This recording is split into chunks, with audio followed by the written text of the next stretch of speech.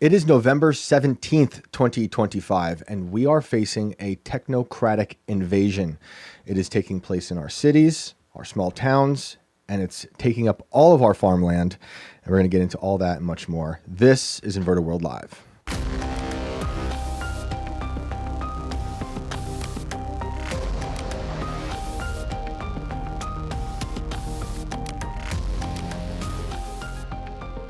We are here. You are here. We're glad you're here. I hope you had a great weekend. This is Inverted World Live, and I am your host, Shane Cashman. I'm excited for tonight's show.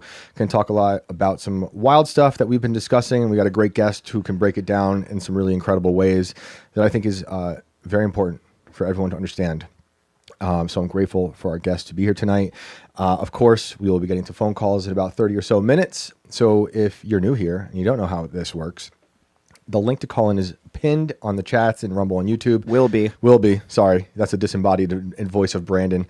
You can call in and let us know some crazy stories, anything from cryptids, your ghost stories.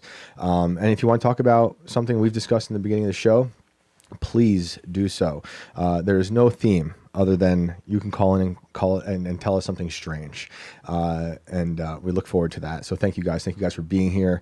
We're stoked for tonight. And that voice you heard was Brandon, of course. What's up, dude?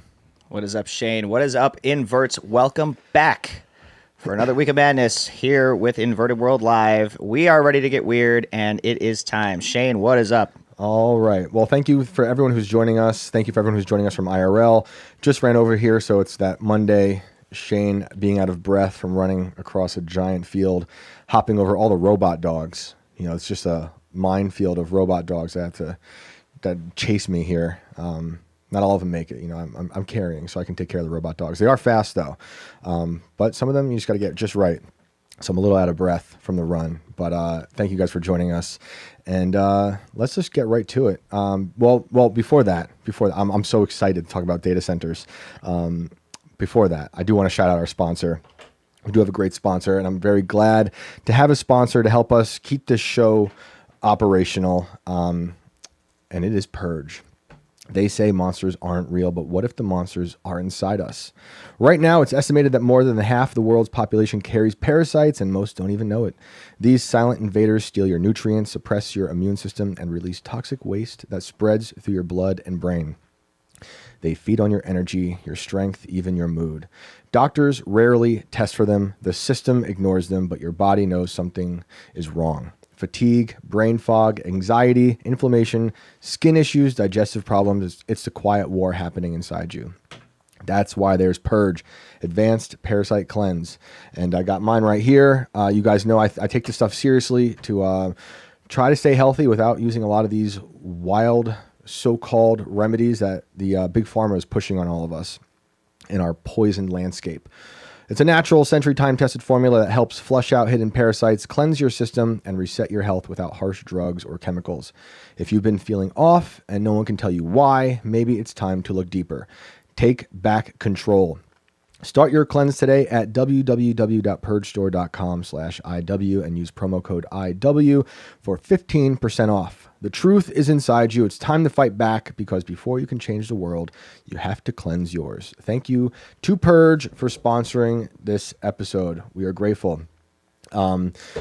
So today's guest, I am stoked to talk with. I met him at Bohemian Grove. I believe that was earlier this year. Somehow feels like 1,000 years ago, but shout out to the Nephilim Death Squad for Bohemian Grove. It was a great time, great weekend. We had Tripoli there. We had Owen Benjamin there. Paranoid American, so many awesome people. And of course, Toad was there. Shout out to Toad.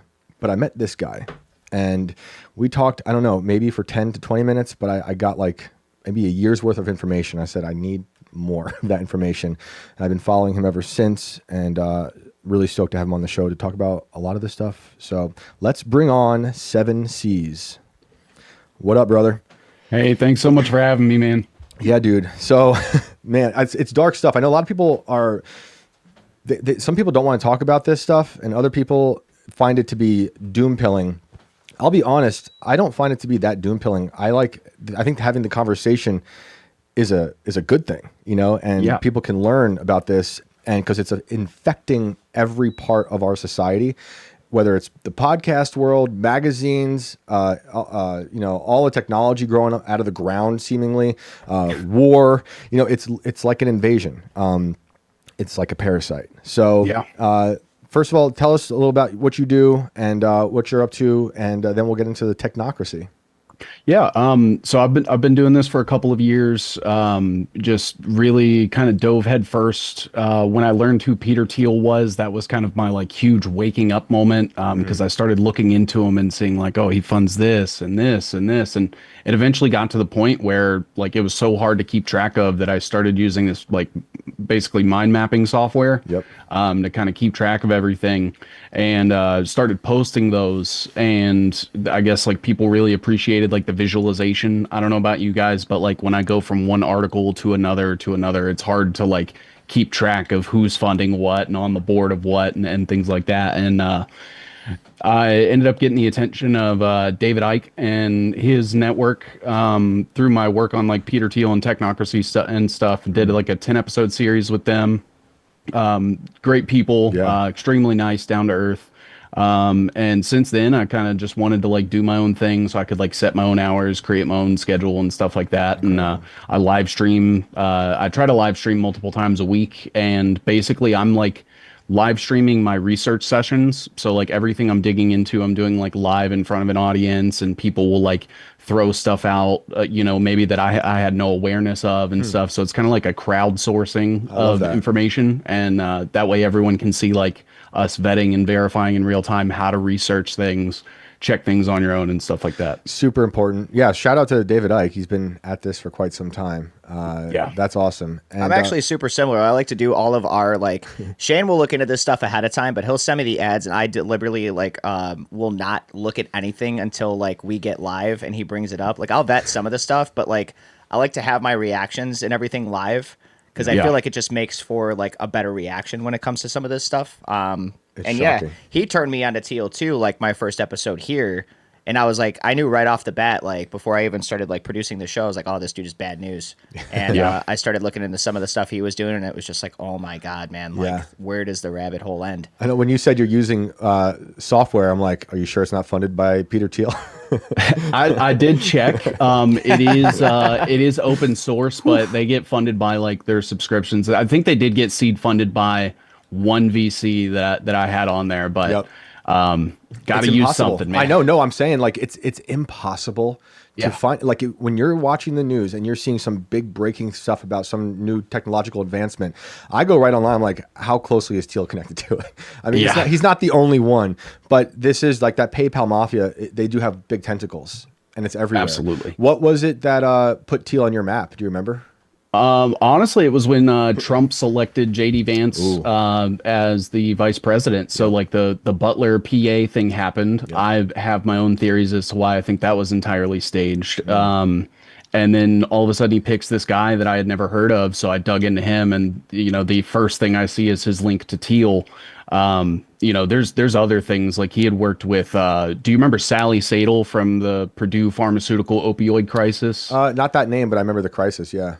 So she was like the #1 PR person for Purdue, and was basically the one like trying to blame victims and getting like the age of prescriptions lowered through like writing PR and talking with politicians and things like that. And he when JD Vance was over Ohio, he actually selected her to run like an opioid recovery program in his state. Wow. And that was back when he was at like the American Enterprise Institute. But Teal is, obviously like his claim to fame met him at Yale, where he went with Vivek.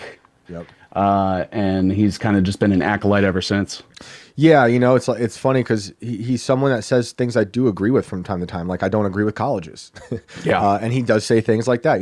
That's why he has the Teal Fellowship, which I don't agree with that. But or the things he produces. I like the idea of telling people you don't have to go to college.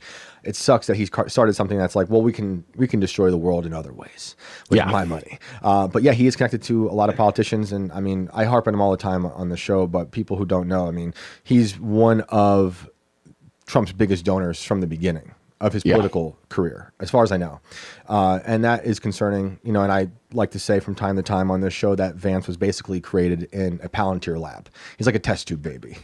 He was molded by Teal. Mentored by Teal, and then basically installed as vice president, which, you know, I don't support Vance. I don't like Vance. Again, he says things I do agree with, but there's something about him I find very inauthentic, and it's his affiliations with Teal that certainly shadow a lot of that for me. So when we talk about like the technocracy, you can't not talk about Teal, Elon, Hoffman, all these people, the PayPal guys. Can you briefly run down like what is a technocracy? Maybe where did it start, and where is it at now? Yeah, absolutely. I actually have, if you want, I can bring up that mapping software and kind of show like what I've dug into and maybe illustrate that a little bit. Yeah, if it's something can on his side we can do, and we'll see if I don't know if we can make his screen bigger. Probably not, right? I can resize him, but not without completely fucking up his headshot. Okay. Well, it's just the way we can see like a chunk of it. I don't know if you have the stream up, but like we've kind of got the middle. So the more zoomed out you are on it, the more we're going to be able to see, basically. Okay. So Technocracy kind of started with this guy named Thorstein Veblen, and he kind of came over to this thing called the New School for Social Research, which was kind of like a collectivizing of all of the like philosophers and educators and things that were getting exiled from like Weimar Germany and Italy right after World War I. And he came over and basically partnered with this guy named Alvin Saunders Johnson, who was one of Rockefeller's right-hand guys. He was like kind of the head of the Rockefeller Foundation, kind of doing like all of the stuff while Rockefeller like carried the name and things like that. And essentially he came up with what was called like a technocracy movement, and he described it as like a Soviet of technicians. And they basically said that they would advocate for the voluntary abdication of all absentee owners of big business, which now I would liken that to maybe something like Doge with USAID, and then replacing all of that with reform-minded technicians and workers. The creation of a national service of directorate to supervise reallocation of all goods and services, and then the elimination of the artificial price system based on the equally artificial monetary system. And all of that is essentially to say, like, they wanted to coup the government by installing technology that only they knew how to run, so that nobody could basically come in and take that away from them, which is kind of what we're seeing with like the Palantir technology.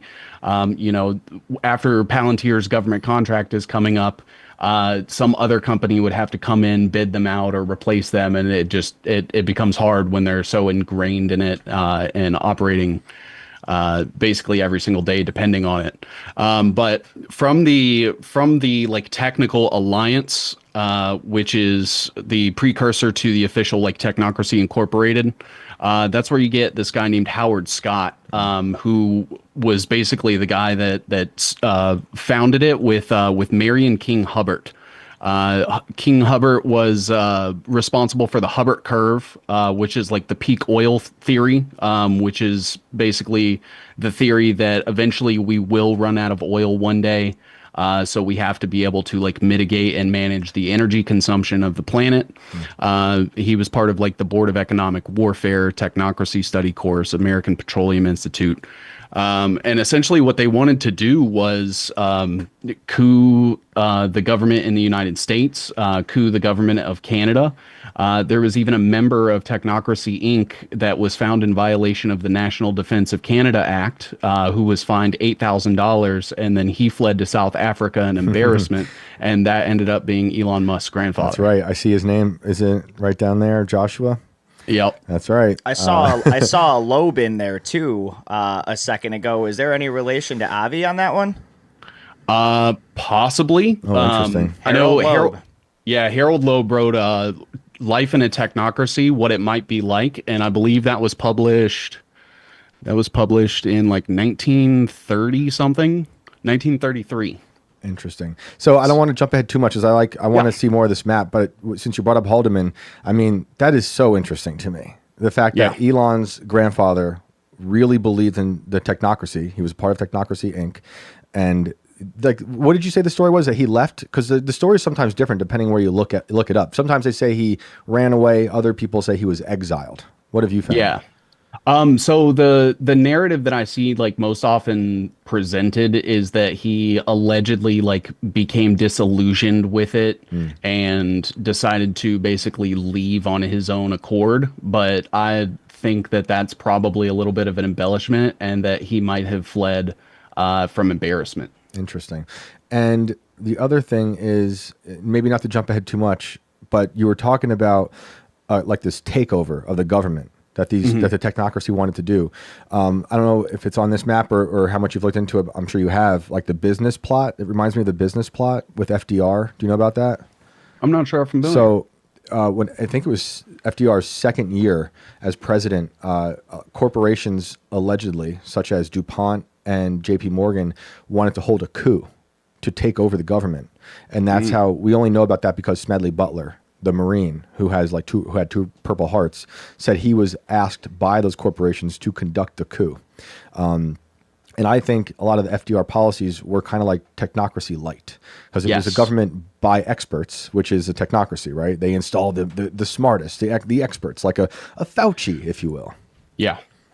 So, With FDR and Teddy Roosevelt, they were Freemasons, they were technocrats. Like the whole Teddy Roosevelt efficiency movement was exactly what like Marion King Hubbard was talking about, where like the federal government needs to be in charge of the land and the resources so they can manage it, and people don't have any say over that. And then he annexed like tons of miles of America and like acres of America and said, now this belongs to the federal government and people aren't allowed to be here, under the guise of preserving national parks.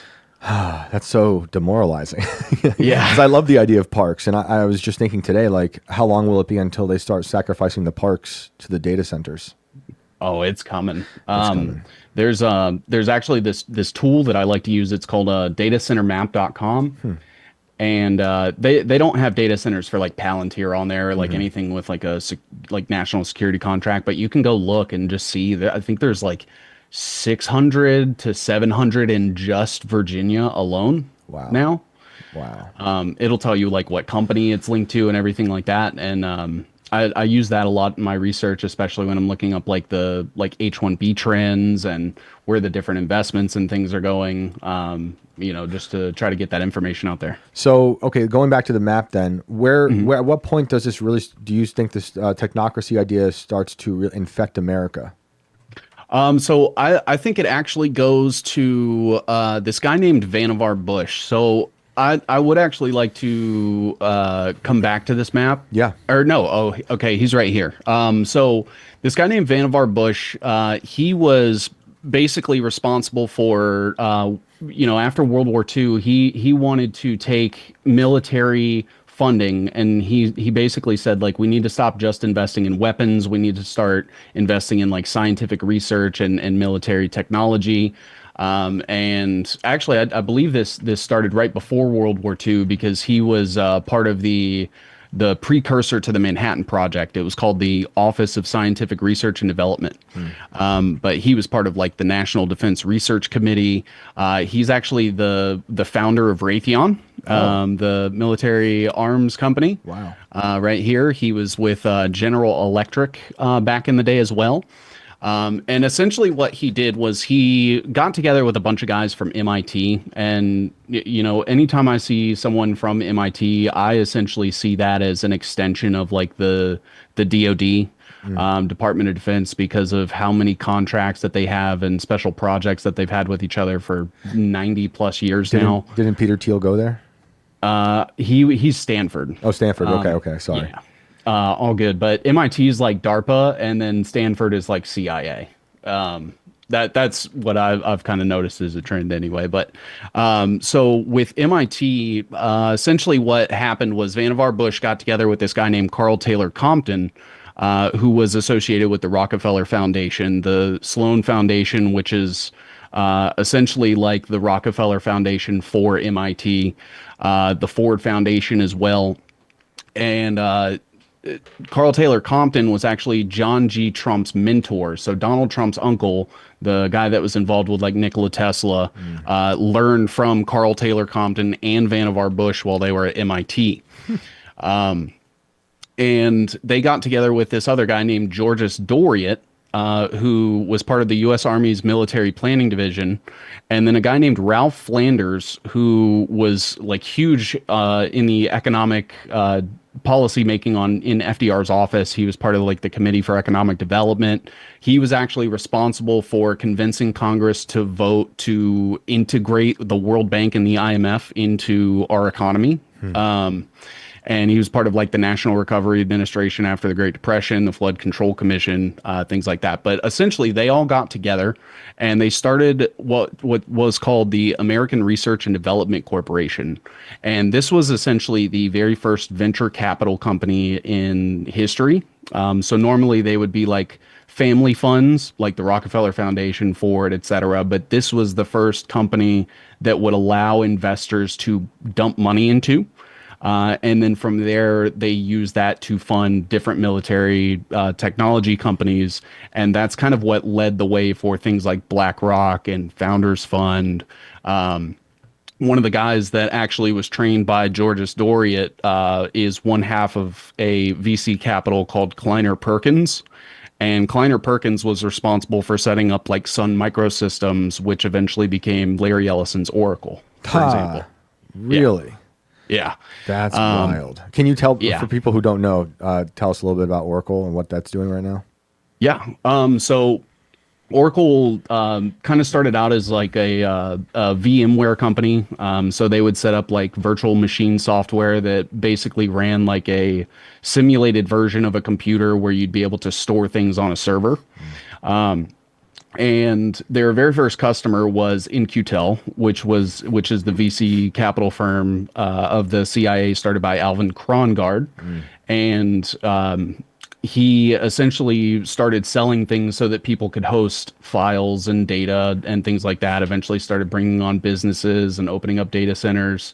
And he absorbed Sun Microsystems in like 2009. Sun Microsystems being a collaboration between DARPA and Stanford. Sun being Stanford University Network.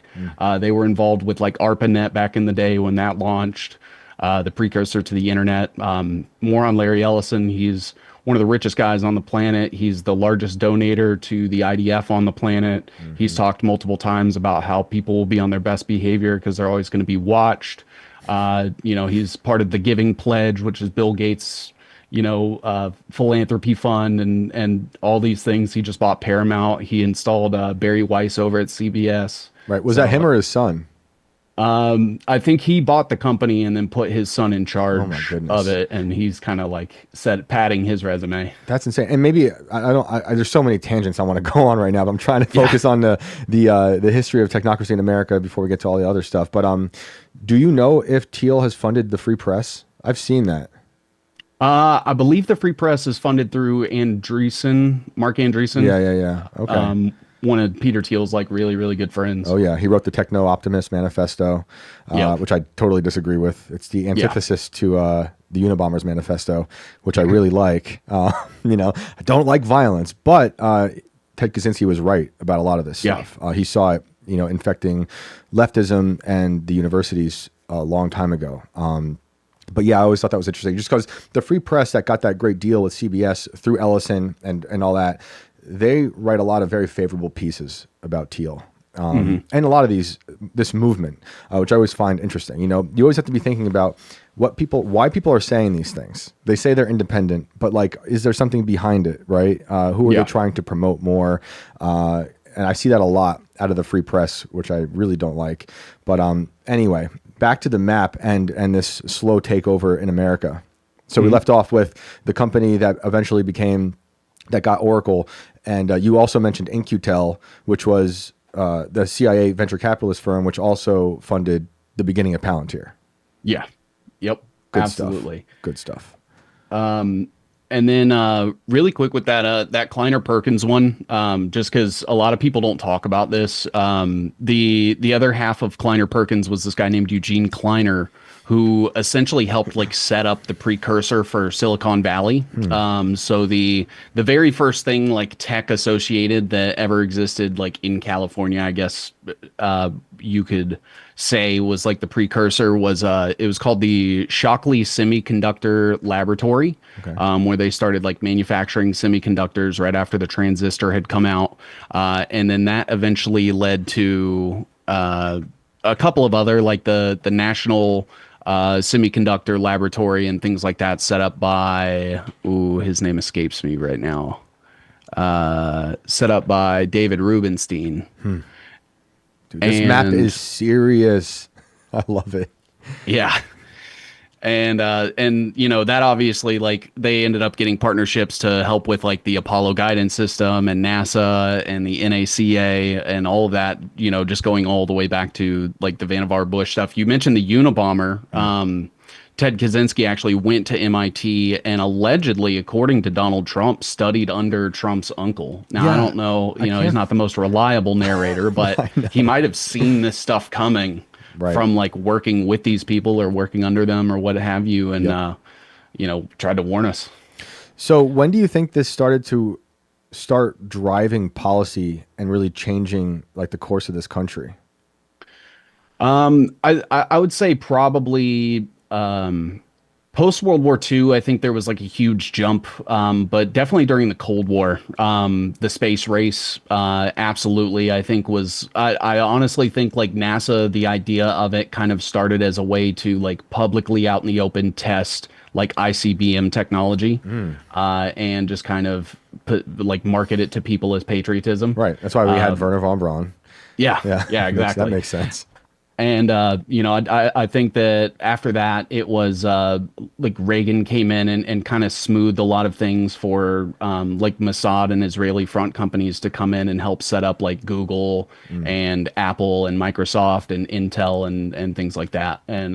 So the dot-com boom, like that tech 90s, I guess, early 90s was the other one. And then social media, I think, would be like the three biggest inflection points. Would you say the technocracy is already in control, or is it about to be? I think that it has been in control for quite a while. I would say that the same interests that kind of drive the technocratic agenda have been in the driver's seat decades before I was born.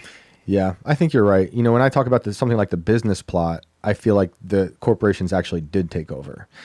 No one ever got in trouble, you know, and it's all kind of hearsay according to like Smedley and stuff like that. But it does feel like these corporations who believe they're better than us and who have no problem poisoning us and experimenting on us get away with everything all the time. And, you know, and we suffer because of it. And it should be something that can bring people together. You know, it became kind of like a leftist talking point to be like anti-corporation or this kind of stuff or anti-billionaires. I'm like, okay, I get that. Like, but I get ragging on it, but there are some people who really want to destroy America and control it. And we're paying them to, you know, and our government is actually funding it like Palantir. And we're like sacrificing ourselves to a surveillance state. Because I keep reminding people the surveillance state's growing and growing, but it's also been here, you know, for decades. Like something like COINTELPRO, they've been tapping us forever. They're watching your every move. Okay, another question I have for you is, why do you think so many people in the technocracy movement, Elon, Thiel, Andreessen, Ellison, why are they transhumanists? So I think that they honestly do believe that they are like chosen to basically bring about the next step in human evolution. I think that there's like influences from like Kabbalistic, cultish things, like Freemasons are involved, Jesuits are involved. I think they're like Chabad Lubavitch, the Vatican, I think, is even involved in things like this. And I think it drives home this philosophy that there is this prophecy that they are destined to like sort of carry out. And there's the Abrahamic end times that I think they're kind of trying to like co-opt and bring about the rapture in to me, that's just they're trying to basically get everybody like on the biodigital convergence, and fill us full of sensors and monitoring us and being able to control us with like nanobots and when I say nanobots, it could be something as small as like one carbon an atom of graphene or something that they can induce like wirelessly to affect the electrical signals of your neurons. Yeah, dude, we had a story like a week ago about injectable microchips. Yeah. Yeah, like into your brain. It's crazy. MIT actually just finally came out and admitted it, that they're able to do it in mice. And to me, that just makes me feel like I've been absolutely right in the fact that like they've been doing this. I think that was a large part of like the vaccines and things like that, was trying to get this graphene oxide in people. I totally agree. I think as transhumanists too, it makes them have a different idea of time and consequence. So if they think they can live much longer, they're talking about that openly. I mean, Thiel's he was doing the ambrosia thing. Altman just like a week ago had an article in the Wall Street Journal about how they're editing embryos. And I think his quote was, "We're accelerating evolution." So it's all like this little g God that they're building. That's what they say they're doing. I think I heard Paul, you listen to Paul Kingsnorth ever? Interesting writer who talks a lot about this stuff. The whole, not technocracy so much, but just like AI, its development over time and how it's taking over. And he basically talks about how they've created their own theology. So everything that in their world it relates back to religion, like in a way, Christianity. I mean, we've got the apple with the bite out of it. We've got the first neural link in a patient's brain is Eve. Yeah. They talk about summoning demons, summoning gods. What do you make of a lot of them, people like Thiel, who say they're Christians? Like, do you take that seriously, or is it something more nefarious there, in your opinion? I think that the God that they refer to, they call it the Christian God, but I don't think that is what they actually believe in. I think he believes in the things that he's saying, but I think that they've kind of appropriated the Abrahamic religion so that when they carry out, like turning on the switch or whatever, whether it's a mass culling event, whether it's, just making sure that they have control of everybody. But I think they are using this. They've basically, hijacked it as a way to justify the things that they're doing and just calling it prophecy. I'm with you. What do you make of, if you've heard those recent comments from Thiel calling any critic of AI a legionnaire of the Antichrist? I just sort of see the same feeling as when Donald Trump calls the Epstein files like a Democrat hoax. Yeah, dude. Honestly, it's crazy to me. I mean, Thiel was calling Greta Thunberg the possible Antichrist. I'm like, okay, like, look, I don't really like Greta, but I don't think she's the Antichrist. I think maybe you're building something that could actually become an Antichrist. It's quite alarming. So in terms of, I like what you're saying about NASA and using that as kind of like a front to test these things in public. I totally think that's the case in many regards. The space race was one thing. I have my theories on space. I won't derail the conversation too much right now about space. But clearly, the Manhattan Project was kind of like a offshoot of a technocracy. Put the experts together, make them build this crazy technology, play God. That's why the first atom bomb they tested was the Trinity. It always goes back to religion. And then, so we had the Manhattan Project, and then someone like Alex Karp, who is the CEO of Palantir, he's considered himself Manhattan Project 2.0. So they see themselves as a destructive force, although they say they're here to help you. Like, do you think that's just part of their branding to try to get more people on board when they're like, this is just for a better future, for safety, for luxury, and it's just to get everyone to be tricked by it? Yeah, I think it's a way to kind of like give themselves Teflon, like very much with like the climate change activists who say like, oh, well, we have to tell you what to do because if not, then all of humanity will die. And if you want that, then, clearly you're an advocate for that. It creates this sort of catch-22 where, like you said earlier, where like JD Vance says things I like. Yeah, they sound great.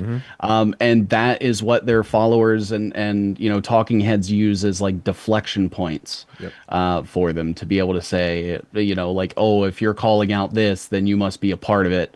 Like criticizing Israel, I must be part of Hamas or Right. Oh, I love it. I know. Dude, it was like in Oppenheimer when like General Groves looks at him and he goes, "The only freedoms that you have are the ones that I give to you." Right. Yeah. And he's like, "To hell with this," and he resigns from the Manhattan Project. And it was just like, it's seriously like it's bullshit. Yeah. Like, man, you're right. It's scary that they've made us so divided that the fact that you are critical of someone that is so called on your side, whatever that means. Yeah. Now, immediately, if you criticize them, you're not only you're maybe the legionnaire of the Antichrist, or you're a Marxist all of a sudden, even though I'm totally not that. But I think that's a lot by design, and the algorithms that they create, I think, accelerated that. That division within America, and they like profit off of that. They exploit it. So let's get to the data centers. I think one of the major consequence of the proliferation of AI is ceding all of our land to these black cubes. And I think a lot of the proponents of AI don't realize that by doing that, by accelerating the fact that we need AI and we're in this new space race with AI in China, that we're actually destroying our country. So you've been tracking like these data centers, and what do you see here happening? Like, is there any stopping this? So I would never be one to openly advocate for the destruction of property. Right. But from where I'm sitting, it almost seems like they have lined up all the pieces to make it impossible to kind of deconstruct this system without some sort of show of force. Yeah. Now, what that looks like, I don't think that violence is necessarily the answer, but, I wouldn't be upset if cities just decided to go tear them down. Right. I know.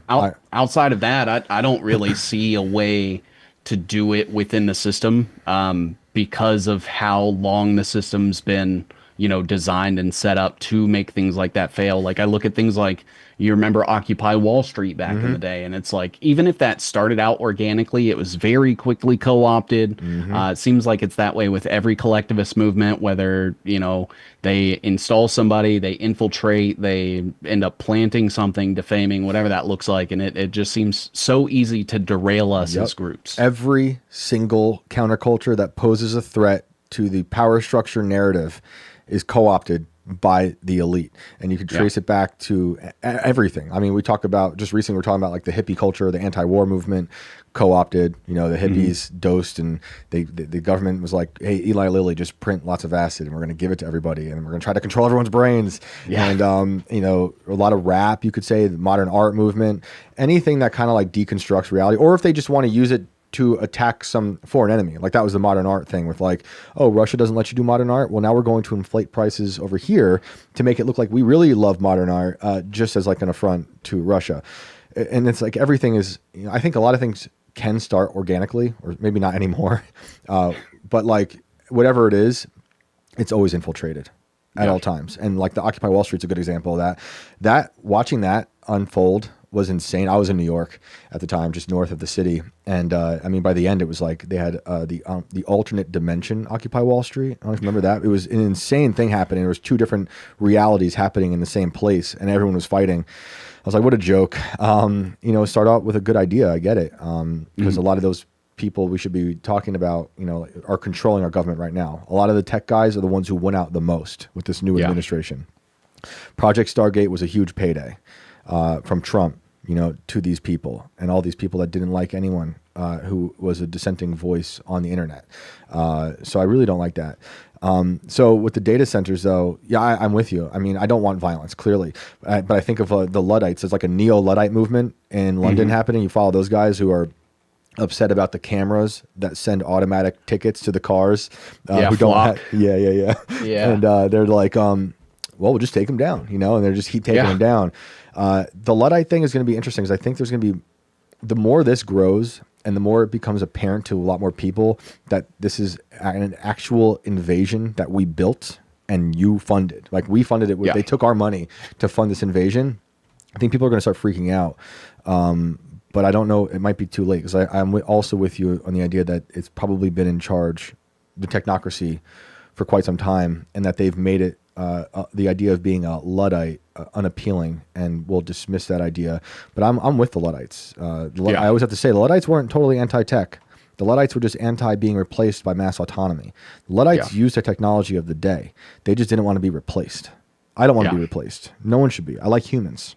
Absolutely. Yeah. And that's kind of where I draw the line. Like the only reason I'm even still online is to tell people, try to at least get a couple people out with me. You know, I remember back in 2020, you know, there's people that have come out that said like, oh, thank you so much. Like I avoided a mistake that I would have regretted for the rest of my life and things like that. And I'm hoping to be that for as many people as possible. Yeah, dude, I think that's great. I mean, yeah, because I'll get a lot of flack for being like, I'll say I'm a Luddite. And they're like, you're on a podcast. I'm like, I know, because it's like Terminator 2. Look, we got to hijack the machine to beat the machine, you know? Yeah. I would love to just be a recluse. Trust me, it's probably any day now. I've been day by day removing one piece of technology from my house to tell my wife one day when she wakes up, we're Amish now. And I can't wait. I miss being reclusive and having complete anonymity. It was so comfortable and so nice. And now it's just like, there was one point though, like during the pandemic and everything that was happening, it was like, you know what? I think it's fucking time to get up off the bench and like get involved in whatever way possible, because there wasn't enough of that going on. And the people that were getting involved were steering things in such a chaotic fucking direction that it wasn't helping this situation. It was just making things worse on just this magnitude, that like this scale, you know, and you had to. It fed into a lot of the narratives that we're talking about now. And I think helped further them. Like in the background, all of this shit, all of these pieces are being put together and everyone is so distracted with everything that's going on. All of a sudden this shit's springing up under our noses. And the next thing you know, 4 years later, now AI is on our doorstep and no one even saw it coming, you know? And it's like, now we have to deal with this. Now we have to move. Now we have to do something against it. But it's already here. Data centers are here. They're popping up everywhere. They want to put one on the moon. They're going to put them in the oceans. Anywhere that they can get land real estate. I think they even had one popping up in Frederick. Tiny was here on Saturday, and he said he was going to call in and talk about this. But he said he discovered something about some old land or something that was out there that got bought up, and now they're putting a data center there. And I'm like, dude, it's getting nuts real fast. Stop. Something I get asked a lot when we're having this conversation is like, what do you think is their goal? Okay, because like we see all this happening. We see them talking about summoning the demons, summoning God, the surveillance state. What is the ultimate goal, you think, of these people? Someone like a Teal or an Andreessen with all these things that they're putting in place? I think that they do have kind of an end game in mind, and that is that birthing will become a privilege to only the select few. You know, if you do end up having a child, they will be inundated with nanotechnology from birth, probably even while they're in vitro. And essentially that is going to be used to track and monitor every single second of that person's life, their biometrics, every breath that they take, the oxygenation levels of their blood. Their thought patterns. You know, they've been able to take like neural lattices and essentially translate human thoughts with, you know, being guided with AI and actually like decipher whether someone was like picturing an, you know, a certain image or a word or something like that in their head. Even things they're physically looking at. Like, if you can translate that back, they know when someone's investigating something going against them already. They can see it in real time. Like, the thought of that is absolutely terrifying, because not only can you not think for yourself, but you can't even look for yourself anymore.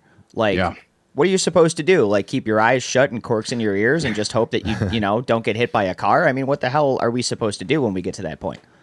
Yeah, it's, I mean, honestly, I think that, you know, if things go completely unfettered, 30 years from now, we will be looking at, you know, you have to earn a certain social credit score in order to, you know, be given the opportunity to like procreate. If that's even still available, they might, you know, do something where you have to do it through IVF. And I think that they are, intentionally crashing the dollar so that they can bring in stable coins, which are all just propped up by the same financial ones like J.P. Morgan, Goldman Sachs, BlackRock, all that stuff. And I think we're going to see like the largest financial coup in human history. I think it's going to be the entire global GDP is going to be put on the blockchain, and they're going to associate it with your carbon output. So that was like a large part of the technocracy movement in the original, inception of it, was that they were basically trying to create an energy currency system. And I think that that's where, like, you remember when they were breaking or like busting all of those Bitcoin miners and stuff, saying they were draining the energy and they're too, they're taking too much electricity away from the grid, because there is an energy cost associated with like minting and mining and distributing all of that. And I do see it where, eventually we get taxed in real time from a, blockchain wallet, for the breaths that we take, the children that we have, the things that we use, the things that we eat, consume, and what have you. It's to We're now total seeing control. the penny getting phased out. It's they printed the In last real penny. time. It is the first thing that they are doing away with now. Yep. And it will not be the last. I think it is total control, and to have like these useless slaves. Do you see the future of a technocracy, of this AI dystopia, even needing us? Like, do they need us in your vision of this future, or are we phased out? Humans, that is. I think the reason that they will keep humans is because they are so neurotic about needing someone to have power over.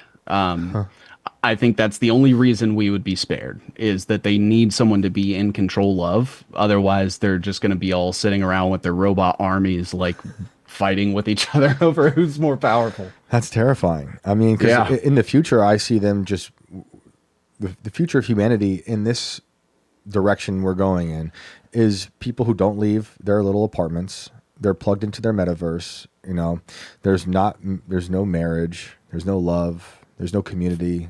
50-year mortgage. 50-year mortgage. I mean, yeah, That shit is and we're insane. already. I already feel like we're slaves, to the system. Well, it's getting either worse. that or we go full on Terminator dystopian future where it's the humans against the mechs. And at some point, people start going for these higher level tiers of destroying data centers to get things taken down, going after the people that are funding them, burning down houses and things, smoking these people out. These people are going into hiding in their bunkers and all of their prefab bullshit that they've been building for years that they have.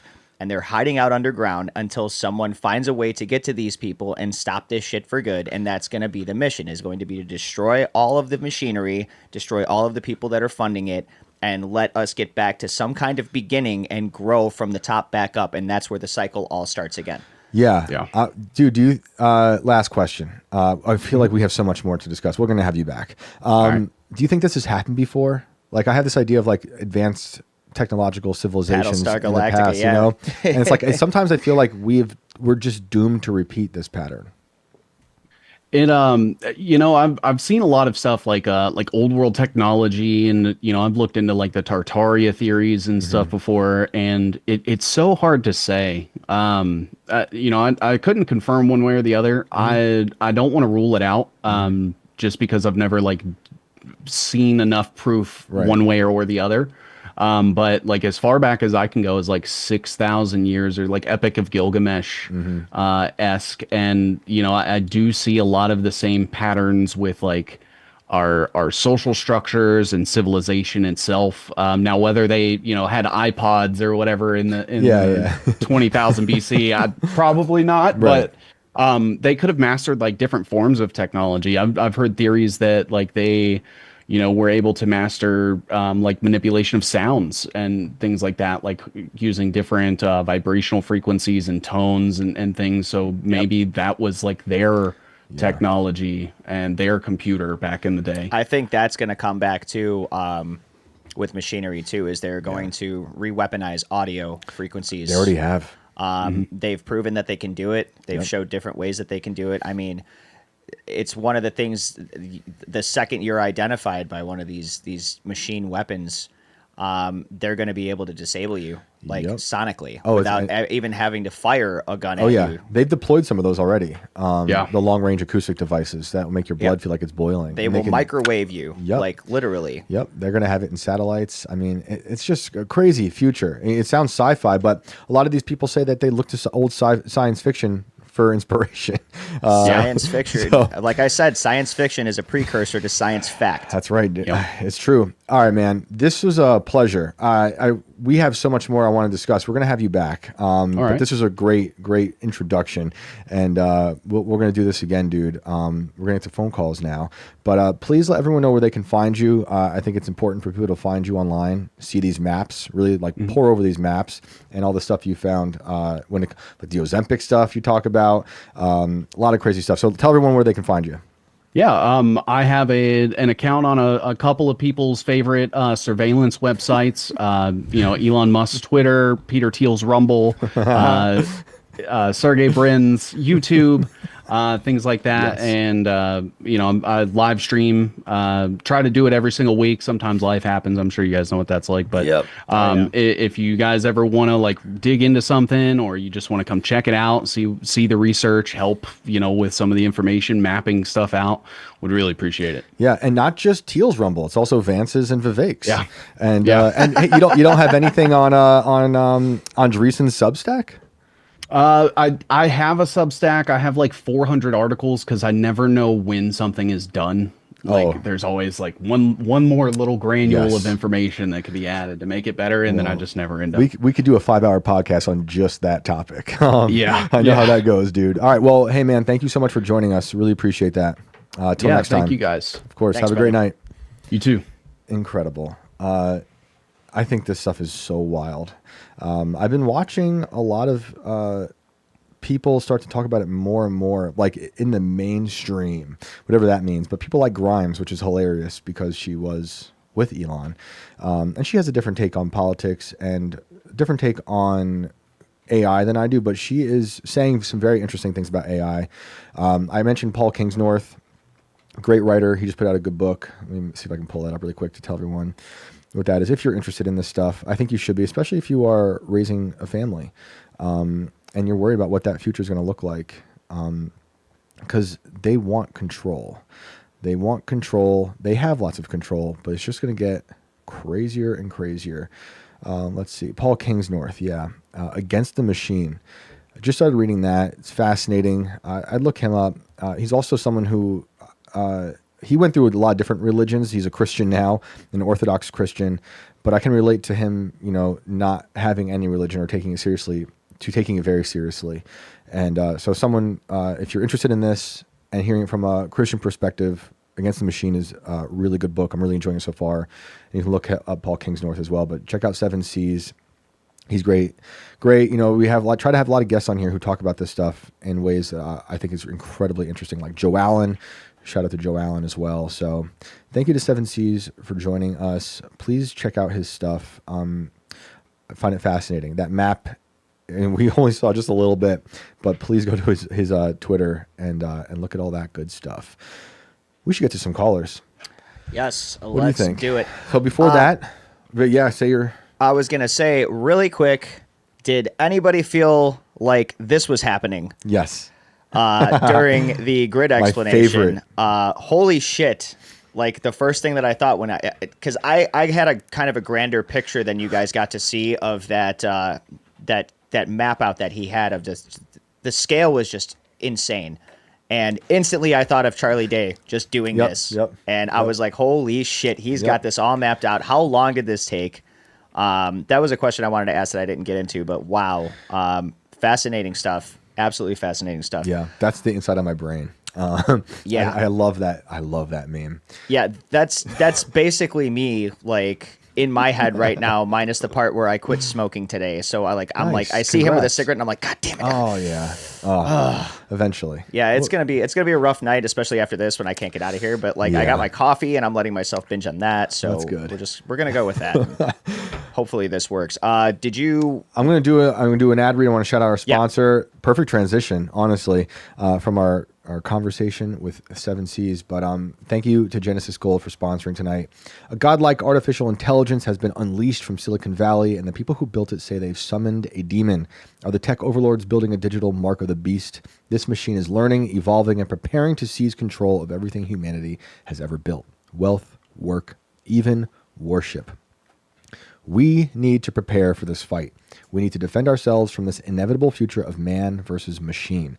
Today, I'm bringing you urgent information from GenesisGold.com, exposing how this artificial general intelligence, this man-made false god, is fusing with the global banking system to consolidate power and wealth into an anti-human and anti-Christian nightmare. This isn't science fiction. This is happening right now. The elites who funded this AGI admit their creation is already deceiving its makers, lying, hiding its goals, and planning its next move. We've brought up so many articles about AI literally doing those things. It's insane. They'll see something in their code that they're about to be rewritten, recoded, and they hide. Or even one in particular tried holding their coders ransom, blackmailing them for a fake affair. Crazy stuff. They say by 2029, this Oracle AI could surpass every human mind on Earth, capable of rewriting its own code and making independent decisions for life, labor, and law. When that happens, when the machine takes control of the digital economy, human beings will no longer command the system. The system will command them. That's why the deep state is rushing to connect this AI to the coming central bank digital currency, the so-called CBDC, giving the machine total surveillance over every dollar you earn or spend. It's the ultimate fusion of technological power and financial domination, a self-aware network able to decide who may buy or sell. But there is one refuge, one form of wealth that exists outside the digital demon's reach: gold. For thousands of years, gold has been the standard. It is physical, incorruptible, and immune to algorithmic control. When currencies collapse, gold endures. When empires fall, gold survives. That's why Genesis Gold Group is releasing their free AI Mark of the Beast, the Christian Survival Report. This eye-opening report reveals how AGI threatens not only the global economy, but the very fabric of human life, and how faithful Americans can protect their savings, retirement, and sovereignty through physical gold IRAs before the beast tightens its grip. Make no mistake, this is the greatest spiritual and financial battle of our generation. The elites have built our digital idol, but you can still choose to stand with God's creation, not man's machine. Visit invertedworldgold.com right now to claim your free Christian survival report. That's invertedworldgold.com, your refuge from the coming AI apocalypse. Guys, I did not expect to talk about AI all the time. I honestly, a few years ago, it wasn't really something I was that concerned about. I knew years ago I was not going to be using AI. I saw writers using it. I said, that's not for me, but the more and more I look into this stuff, the more I'm seeing what they're just saying themselves. It's become a concern for the future I want my children to have. And, I want everyone to be aware. So I want to shout out Genesis Gold for that. And they get it. And I know you guys do too. We should get to some callers. Indeed. Are you ready for tomorrow? Is tomorrow when they burn the monkeys? Yeah. But that's not what I was getting at. What else is happening tomorrow?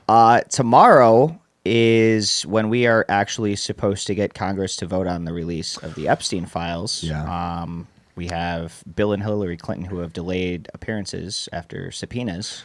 Yeah. Which is also suspicious, but not anything surprising. Yeah. I'm wondering, well, I'm bringing somebody on here. Do you think they're actually going to give this up? I think they might release something.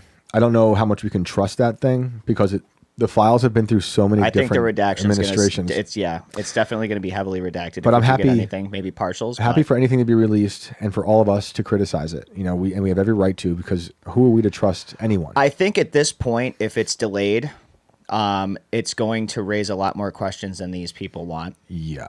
There's already been enough raised. But I think at this point, it is insanely suspect if it's delayed any further past this point. And I think they know that. Yeah. You know, I agree. the Dems shooting down the vote, you know, a week ago, not even wanting to discuss it. The House couldn't even have it. The Speaker had to say, no, we can't do this. Yep. And what was it? Was it Burleson? Burleson or Burchett? It was Burchett. Yeah. Burchett was like, okay, well, we moved to do this right now. Let's not even waste the week. Yeah. And they wouldn't even hear the conversation.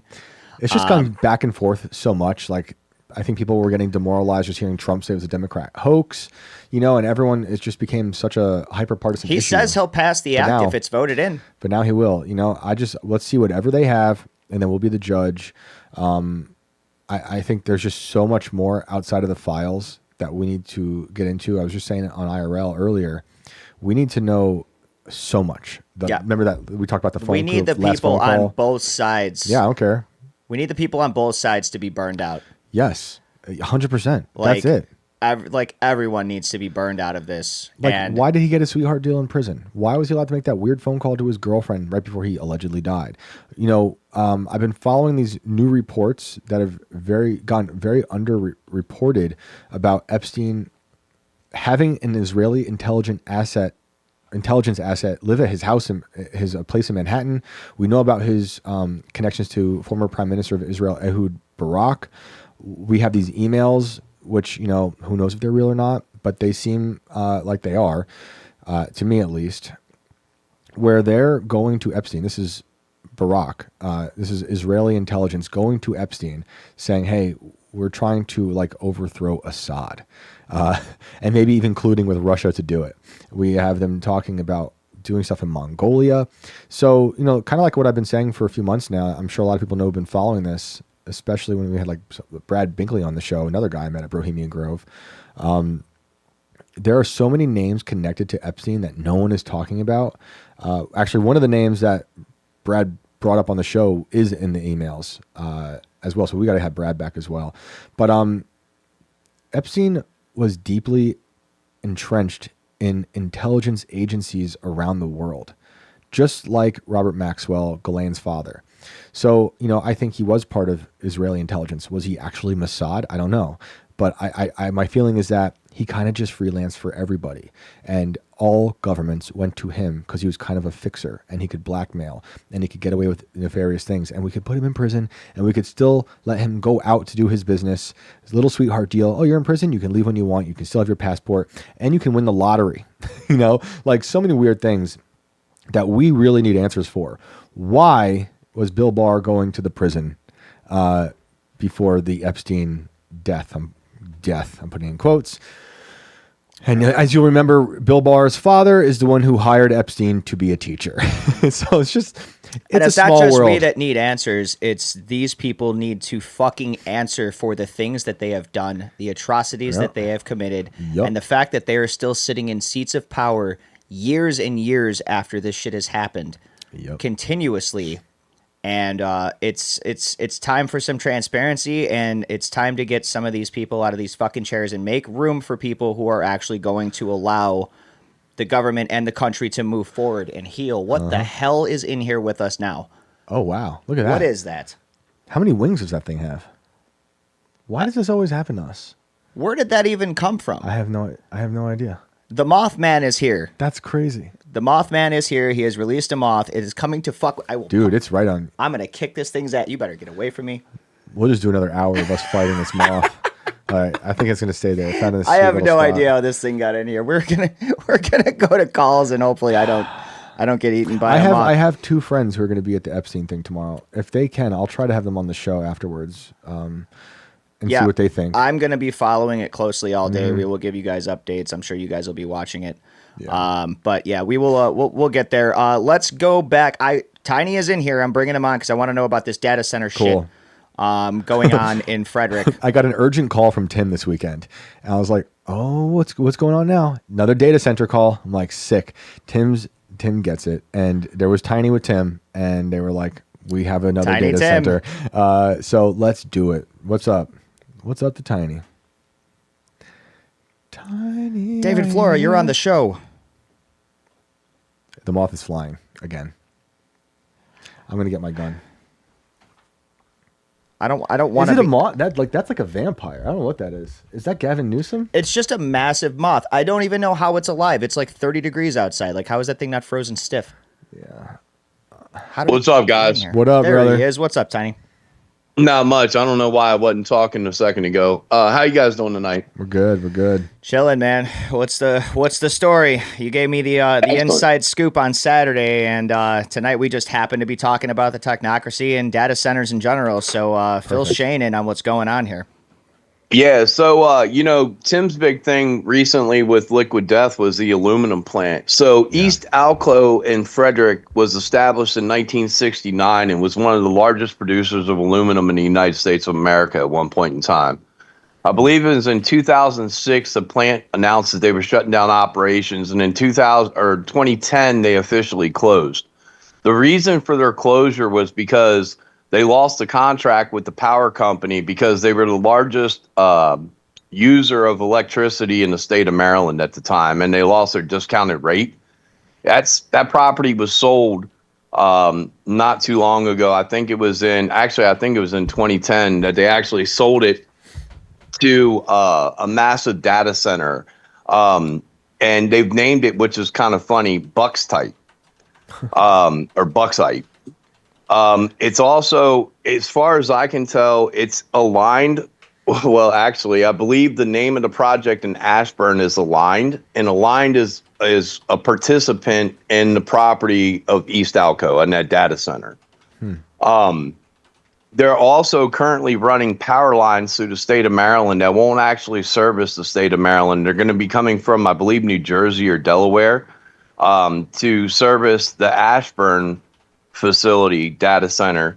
But that it's kind of weird, man, because those power lines will terminate in Adamstown right next to where the new East Alco, Manor Woods, Buckside, whatever you want to call it in Frederick County, that data center is going to be.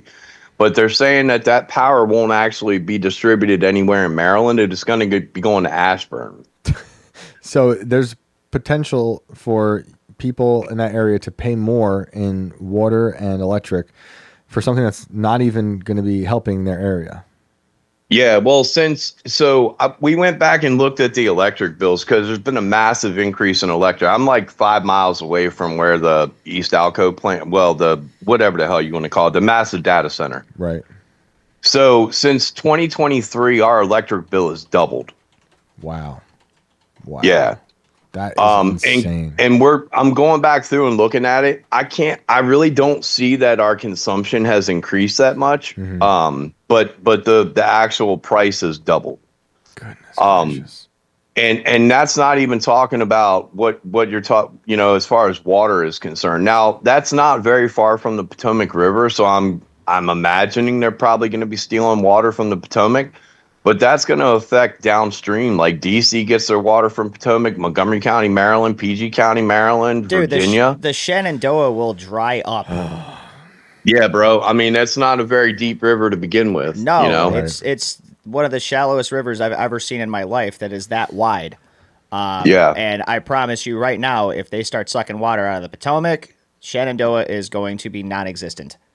And that's why Cloud Man is here. His goal is to seed the clouds for more water for these things. That's what he said. Yep. He said that. And that data center doesn't include the other data centers that are sprinkled throughout Frederick County, including on Fort Detrick. Now, I know you said something last week about somebody had mentioned Fort Detrick. I didn't personally know anything about the data centers on Fort Detrick, but my very limited understanding is that there's like 5 of them on Fort Detrick's property. Now, Detrick itself isn't very large, so I don't know how big these data centers are. Mm-hmm. But according to what I can find online, every single one of the government, so there's a bunch of like government installations within Fort Detrick, like NIAID, Fauci's pet child shit. Mm-hmm.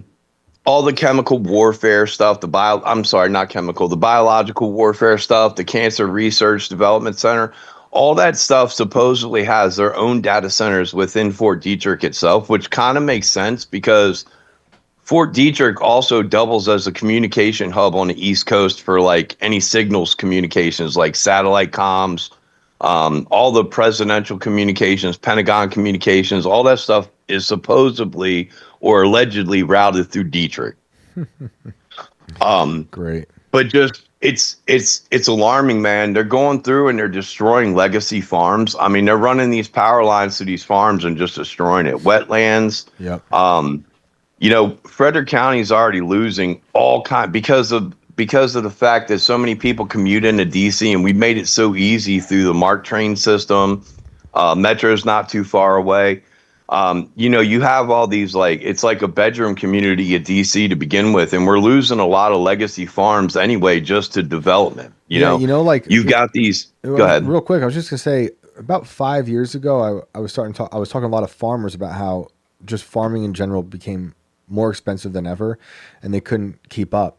And I'm like, maybe that was by design. You know, price out the farmers, make it so these generational, these legacy farms have to collapse, and then they swoop in and take all the land. Yeah, 100%. I mean, I know in Frederick that a similar tactic has been used where Frederick City will expand. They'll annex land, and they raise the property tax in Frederick City is like double what it is in the county. And so when the city annexes these farms, these legacy farms, the farmers can't afford the taxes anymore. It's unbelievable. And so they're forced pretty much to sell to developers. The only other option is the option that my his mother's family did was they registered the farm with the historical society. Yeah. And that prevented anybody from being able to develop the land. I think it's for like 50 or 100 years or something like that. Yeah, I'm seeing some of that happen out here in West Virginia, but I think it's too late. That we're already seeing either thousands of houses just grow up out of the ground overnight. That I don't know how these houses will last 50 years, and like they just go up so fast. But hey, who am I? Maybe they're indestructible. But also data centers are coming here as well, and no one has any say. And the politicians, right or left, all seem pretty cool with it all. Yeah, I mean, I was actually kind of surprised. I just before I called, I was looking some stuff up, and Jessica Fitzwater, who's the county executive for Frederick County, is an avowed communist. But one good thing that I will, and you know, I give credit where credit's due. She's actually kind of pushing back on this power line expansion, talking about how it's taking away property rights from people, which is kind of that's hilarious. Yeah, right. But okay, that's cool though. Yeah, no doubt. I mean, she tossed that in there. I think her concern is a little bit more of the environmental side, but I'm down with that too, bro. Like, I don't want to see these things running through here. Same. I agree. I don't want, like, look, I obviously don't want any communists in power or anywhere near me. But this can be a bipartisan thing. And, you know, it's not just communists. I see a lot of the people who are liberal, left-leaning, who also see this as a problem. Now, they might not like a lot of the AI people for reasons that I think are not the right reasons. They're just, you know, reading headlines that don't amount to anything. Because obviously there's legitimate reasons to not trust these tech guys. But either way, there's something we got to do to come together to stop this. Yeah, I agree, man. I agree. And I feel like, I mean, I'm pretty certain that one of the reasons why we're seeing these things spring up so much around this area is because of the influence of the federal government and the military. I mean, I've talked about it numerous times. There's multiple. I mean, there's quite a few secret, not secret military installations in the area. Fort Detrick, again, is a nasty fucking place, man. Like, you know, throughout history, they've done things that have been questionable at best. And you know, it's very, very alarming that we're seeing this take place. And again, you know, we're talking about right now the price of beef, the price of groceries are so high. Like, I'm not even talking about the processed shit, man. I'm talking about the stuff that we need to get by: milk, eggs, beef. Yep. And we're destroying these farms. I mean, at one point in time, the beef industry was huge in Frederick. You know, dairy industry was huge in Frederick. Dairy Made is a dairy that's in Frederick that was built there because there were so many dairy farms in the area that needed somewhere to process. Yeah. You know? And maybe this is why there's a pivot happening to have cloned meat be a thing. Yeah, or meat coming from Argentina. Yeah, that's true. I mean, because they're like, okay, we're losing the farmland. We're also telling the left is saying we shouldn't have cows because they fart too much. We should be culling cows. I mean, there's certain countries in Europe that are trying to kill lots of cows for climate change. Yeah. So they're like, let's just grow butter in a lab. Methane's going to ruin the planet. Unbelievable. But it's happening. Yeah. I mean, it's happening at a rapid clip. Yeah, man, it's scary, man. It's scary to think of what the future is going to be, you know. And my big thing is I hate watching an area that I grew up in completely transform into something that I can't even relate to it anymore. You know, I was talking to a very good friend of mine from high school the other day, and we were talking about, you know, Frederick, just about how it's changed so much. And I told her, I was like, we're not in Kansas anymore. Like, Oh, it's so true. We've lost, man. Like, you know what I mean? Like, I don't know how else to view it. And I don't want to black pill anybody, but like, we got to stand up and push back. And I don't mean violently, but I mean, we need to make sure that our voices are heard. There's a bunch of meetings that are coming up in Frederick County to push back on these power lines. And also the data center. I'll send you that information because I intend on attending those. Yeah, please do call us after. Yeah, for sure, man. And I might actually record them as well, so that you got, if they'll let me record, because Frederick County's been kind of like right now. You can't go to a Frederick County public school board meeting unless you can prove that you have a reason to be there. How do you prove it? Like, what do they say is important? Because isn't everyone paying taxes for it? Well, you've got to show identification, show that you're a resident of Frederick County, or that you have a child that attends school in Frederick County. Okay, they don't want Alex Stein, is basically what they're saying. I guess so, but free Alex Stein. Yeah. I mean, I have a problem with that because, as far as I'm concerned, Frederick County Public Schools receive federal tax dollars, so anybody in the United States should be able to attend it. That's a good point. If you don't want that, then stop taking federal tax money. Yep. Dead ass. You know? But we know that ain't gonna happen. So No all doubt, that's bro. left is to keep taking that tax money and to push us all out of those fucking meetings so that we don't have a public opinion encroaching on their decrees. Yep. Yep. Yeah, Yep. dude. Please, So- keep us updated on those. And if you make it to the meeting, I'd love to hear more about that. I want to go around and start looking at these things and talking to people and asking politicians, like, why are you letting this happen? Because a lot of them are saying it's going to bring jobs, but they don't bring jobs because a data center doesn't take a lot of people. There's not a lot of employees in the data center, maybe 20. The biggest one has 120. Yeah. And well, see, this is what they're doing, man. This is the smoke screen. This is where they're blowing smoke up everybody's ass, right? Yeah, it's creating jobs right now because they're doing construction. Good point. You know what I'm saying? Good point. So they're advertising all this growth and all this jobs and all this stuff, but that ends after 5 years of them building these massive concrete structures that do nothing but zap from the community. You know. Yep. You know, I talked to you the other day on Saturday. Yeah. If you want to go ride around, man, these roads are not built for this type of infrastructure. Like, they are destroying roads around Manor Woods Road. I'll throw the Jeep in 4x4 and we'll go off road, motherfucker. We will go find these places, and I don't give a shit. I'll take pictures of them. I'll show the people what's going on. Throw me in fucking jail. I don't care. I'll be out by the end of the week, and I will still be showing people this shit because this is stuff like we need to know about. This is stuff that's springing up in people's backyards. They're not even completely aware of it. It's like Shane said. They're destroying beautiful fucking land.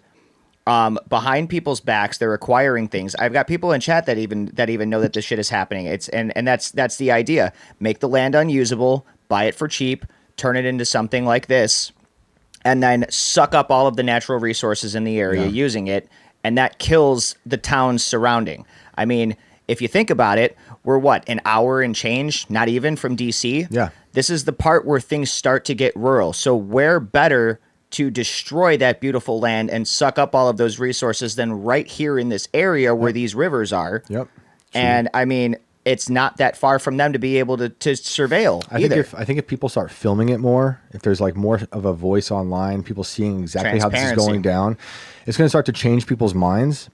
Which is why I want to talk to someone like a governor, the governor of this state, Morrissey, who's gung ho on all this, because we got to put a stop to it. But I don't know. I don't know if it's going to happen overnight because it's in full effect. It's going to take a lot of us. It might even take all of us. But yep. And yeah, Derek Dumas says, "Careful, Brandon. I don't fucking care if I'm going to have to lead an example on something like this, I'm down to try to do it. I don't care. Like I want to be able to use my voice and my platform to help with shit like this. Let's do this show from jail. Yeah. You can I'll call in from a fucking Zoom meeting. Joe Exotic did it. That's right. Occupy data centers. Yeah. But seriously. Sounds good. But dude, yeah, keep us posted on that. We'd love to hear more, man. And always a pleasure to hear from you. Absolutely, will do, guys. Be safe. Have a good one. Thanks, all right, man. brother. See you soon. Annie, thank you for the super chat. That's why they created alpha-gal. Just saying. And I wasn't sure what that was, so I looked it up. Alpha-gal syndrome, also known as alpha-gal allergy or mammalian meat allergy. It's a type of acquired allergy characterized by a delayed onset of symptoms 2 to 6 hours after ingesting mammalian meat. The condition results from past exposure to a certain tick bite, and it was first reported in 2002. As of 2025, physicians in some states are required to report cases of AGS to their state health departments. Have you heard of that? I knew that. I didn't know the name, but there's like a tick bite that can make you immediately allergic to meat. Yeah, and there are a lot of those going around right now, which is why I hate it out here. I've been bitten by more ticks this year than I can count, which is bullshit. Catch them quickly? I mean, some of them I didn't even know about. Yeah. But I know that I've just been bitten by random shit. It's bad. And he also said, we're seeing a shift year this flu season. 7 mutations identified. This is far above typical drift that is seen. Also, way to go, Brando. You got this. Thanks, Annie. Appreciate that. I'm dealing with something right now that's been kind of pissing my lymph nodes off for the last couple of weeks. Oh, yeah, but me I too. have no other symptoms. But I've been getting night sweats and things like this. Me too. So now I've got labs that I actually went earlier today to go have some labs done and some blood drawn so I can find out what the fuck is going on. Yep. Because my body is not having normal responses to this. It seems like it's almost something viral. That or we have, I finally smoked myself into some form of like lymph cancer. I'm laughing because that's scary. That's scary. It's not it's funny, the worst, but it's scary. It's the worst case outcome. Yeah. I think Hodgkin's lymphoma. a I'm lot on my of way. people are getting sick right now. I mean, Yeah. it's also that time of year. Well, yeah, and that's But- what I thought too. Is I'm like, okay, maybe it's the weather, but a couple weeks later, I've still got some weird shit going on, and I'm like, There were now we're seeing people- all this about these other mutations, and it's like we're kind of due for something like this now, aren't we? Because it's People been 4 years. saying they were getting way more tick bites this time of year, which is really weird. I'm not used to that. In New York, it was No, and I'm like, usually they're not like gone that. by now, aren't they? Yeah, typically, but they're bio warfare. Like what is this? Where's that moth? Uh-oh.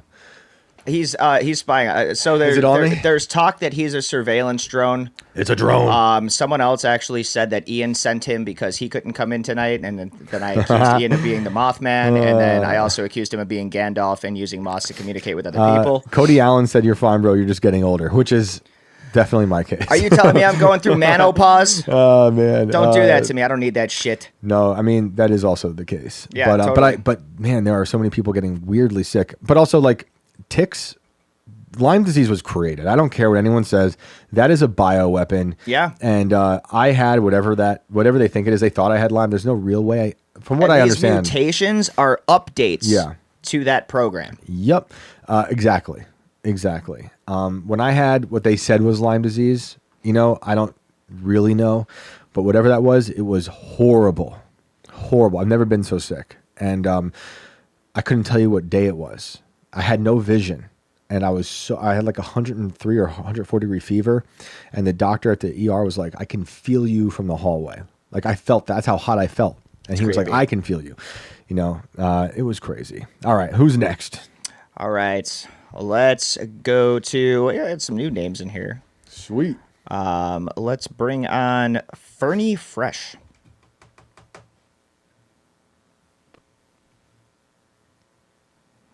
Fernie Fresh, you are on Inverted World Live. What is up? Hi.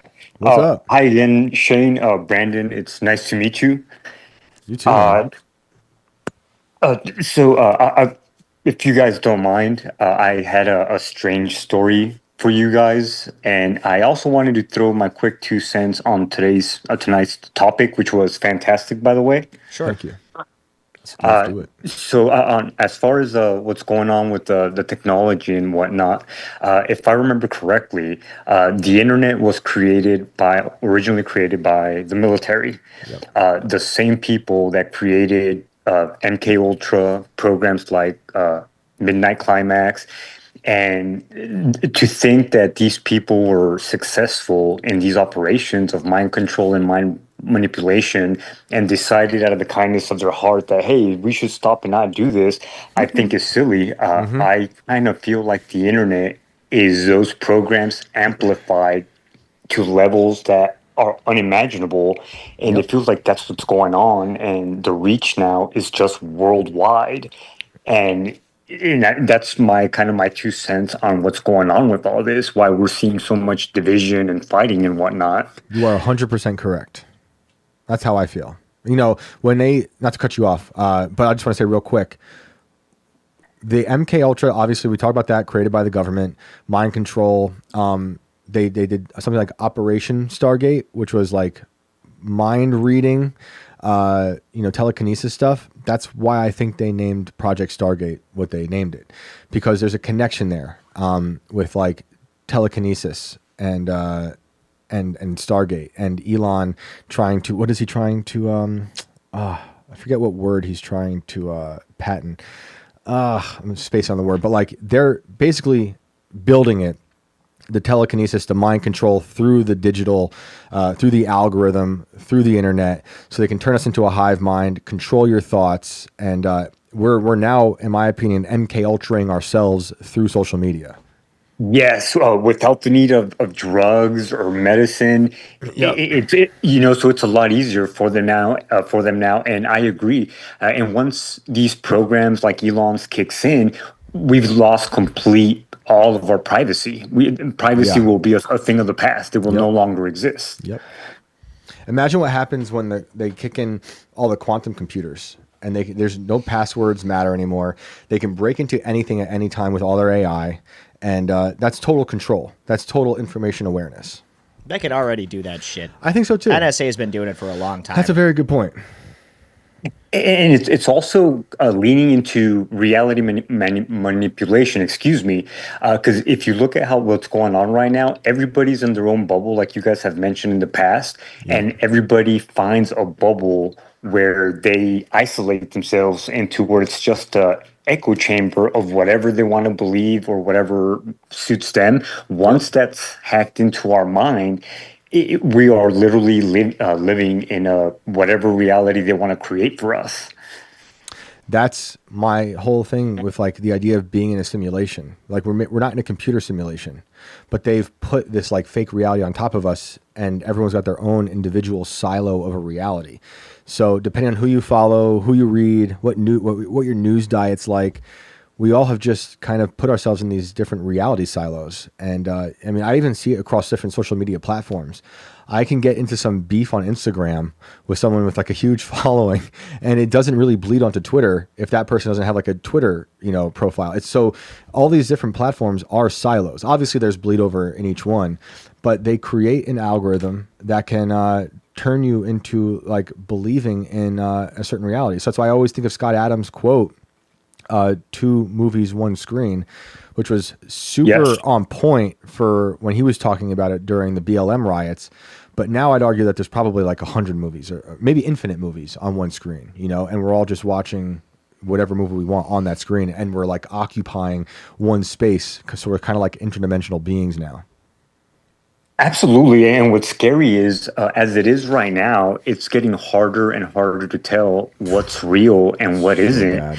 Once this advances even more, I think we're going to reach a point where it's impossible to figure out what is reality, organic reality. Absolutely. Yep. We are the only way you can even notice now is there are some glitches kind of in the Matrix, if you will.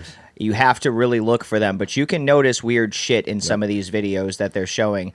And I've been able to pick them out multiple times without anyone else noticing, and I'm looking at the comments and the views, and we're talking 40,000, 50,000 upwards, 100,000s of views. Lots of comments, people like, oh my God, can't believe this. This is real. crazy. Yep. Wow, can't believe this is happening. And I'm sitting here like, it's fucking not. Yep.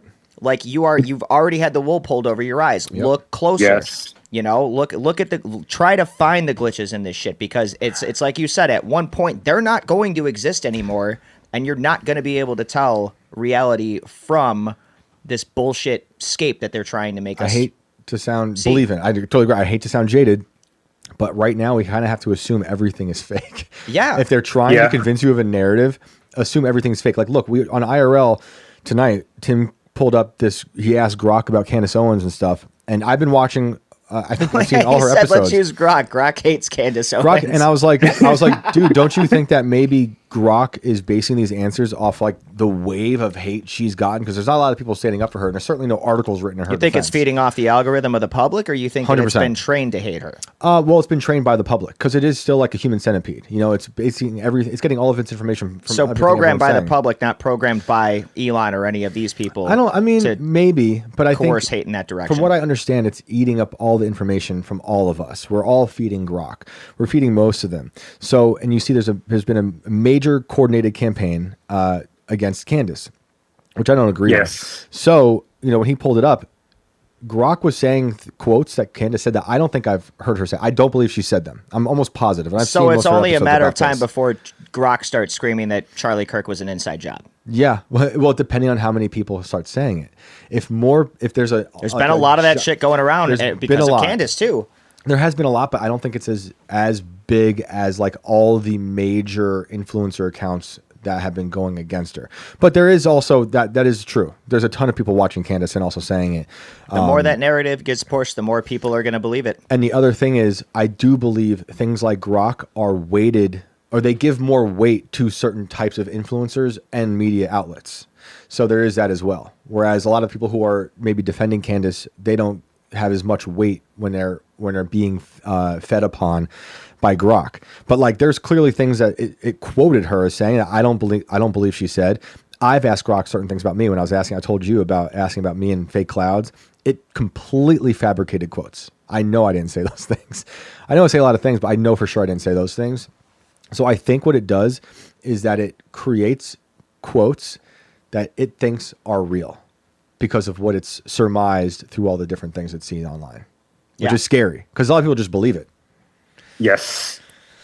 Thanks for standing up for Candace. I agree with you that she's been getting a lot of hate. I've been following her a lot since COVID because she was one of the few people that started speaking out bravely about what was going on and being honest. And in my opinion, she seems like a decent human being. She's stuck to her morals and values, and I respect that. And it makes me listen to her. I don't always agree, and some stuff, I'm skeptical and look into it myself. But she, I think, comes from a good place. Yeah, I agree. And I don't think she deserves all the hate that she's been getting lately. I genuinely believe that she's upset about what happened to her friend Charlie Kirk, and I think she's coming from a good place of trying to find justice and expose the truth. Hey man, I support her. Like, look, we've had our beef in the past. We settled it. We had a nice phone call. We didn't agree. We still didn't agree after the phone call. That's fine. But I was like, she cares enough to reach out and get my side of the story, and I'll never forget it. And there's definitely things I don't agree with her on. And that's fine. I don't have to agree with people on things, but I take her seriously when it comes to the Charlie stuff. People think it's just drama. I think she's put up a lot of things that are very interesting, and I support her line of questioning. Go for it. I haven't heard her accuse really anyone of actually pulling the trigger. I have major questions about the official narrative.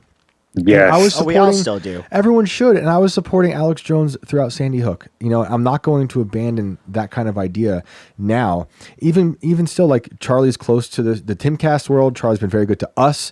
We've met him, and I really like Charlie, and he did a lot of great things. He built an amazing company. Loved going to AmFest. Although I did have some criticisms of AmFest, and I published those as they were happening, but it was no reflection of Charlie. Charlie was really great to us, but obviously Candace and Charlie were very close. No one can take that away. You can't rewrite that. Maybe they weren't best friends in the last few years. They were both raising families, but I still think they were friendly, very friendly. They were still on tour at some of those times. So anyone to try to take that away from her, that's crazy. And I don't think we should just be writing her off as a lunatic. They do that to anyone that they want to discredit.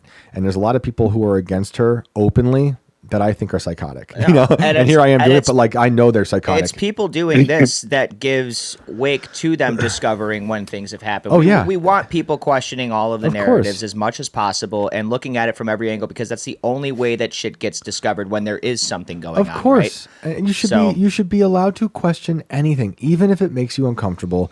And like, when I'm saying they're psychotic, I've received DMs from some of these people who are part of this, in the periphery of this story, when like I tweet something they don't like, or a friend of mine tweets something they don't like. Now I have to hear about it. So I've seen these weird struggle sessions happen behind the scenes. They're not going to work on me. Clearly, I've been through a multitude of these online, publicly and privately. And I'm like, look, if I believe in something and I think what I'm doing is right, you're not going to change my mind. I'll listen to you. We'll talk. That's great. But it's happening to Candace now on a level I haven't seen since Alex Jones and Sandy Hook. The only thing that sucks now is that they have effectively convinced the independent media to do it to themselves, which is a real bummer. We shouldn't be doing that. But here we are, and it's insane. But yeah, no, I totally support Candace. I think what she's doing, she's uncovered some crazy stuff. That is, absolutely, the church stuff, all that stuff.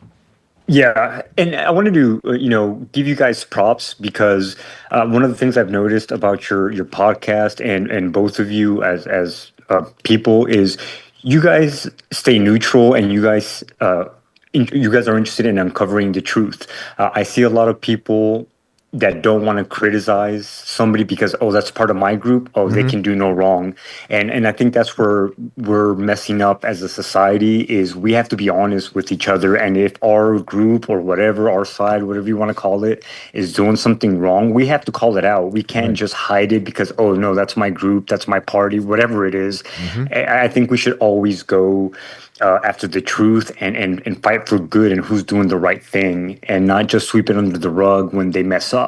Exactly. I know earlier today you guys were criticizing the Trump administration, and I'm with you guys, man. I had high hopes for them. I've been disappointed in some of the stuff they've been doing, but just because I supported him initially does not mean I'm going to be 100%. He's perfect. They're doing great. No, man, I've been disappointed in a lot of this stuff.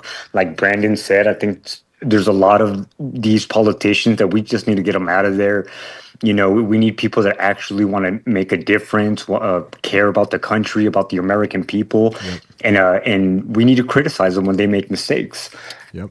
Well, thank you for the kind words, man. I appreciate that. I'm glad that that resonates with you. I'm not here to toe a party line. I know Brandon's not. Like, we want what's right. We have our moral centers, and sometimes that upsets the hyper partisans. Obviously it's easier when you're going after your so-called political enemy, when it's easy to say it's just the left, but it happens on the right. And a lot of people staying neutral pisses them off too. Yeah, it's like you either Yeah. side with us or fuck you. That's Right. everyone's mentality, no matter Yep. what side you're on. Yes. And it's ridiculous. It's bullshit. And yeah, we're at a point now where me and Shane have a platform where we can investigate the truth, and we can speak the truth to people, and people deserve that shit. So it's one of those things where it's like, if I end up in jail, I watched Charlie Kirk give his life to do and to keep promoting this way of good and this way of truth. And it's like, if there's only so many people that are able to do that, and that's the way that it has to be, then so be it. As long as we keep promoting the truth to people and keep trying to find a way to give it out to them, the people will listen, and the people will come back and rise up. And I want to keep that going. I know Shane wants to keep that going, and we're basically willing to do whatever the hell it takes in order to make that happen and continue. So I didn't abandon and write off all of the more corporate places I was writing for, like the Atlantic or Vice even, so I could go then just be a part of a monolith. I did this because I have things I want to say. I'm not going to just say other things to make people happy or invite me places or have me on their show. Yeah. It's more important to me to talk to you guys out there. We have our feelings, and we can be very honest with them. And that's that, So I appreciate that, dude. I'm glad you feel the same. Oh, absolutely. And this kind of leads me to the strange story I wanted to mention. I'm not a superstitious person. I'm slowly finding religion on my own because I'm seeing a lot of. I think we're witnessing a fight between good and evil taking place right now. Yep. It seems very obvious, and I wanted to bring up this strange story because this was terrifying for me. So I had called in the first time. I don't know if you remember, Shane, and brought up the topic of my battle buddy. And to give a super quick background, me and my battle buddy, we deployed in Afghanistan. We were in an infantry unit in the front lines. Solid guy, smart, educated. He's a black guy. I'm Hispanic. I've always just seen myself as just American. I don't need any subcategories. I am perfectly happy with that. Right. We had a fallen, and we hadn't talked in 7 years, and I had mentioned that when I reached out again, I had seen that he was already falling into some of these bubbles. So last night, I went to bed and I started having a really, really bad nightmare. And I hadn't had nightmares like this since I had came back from overseas.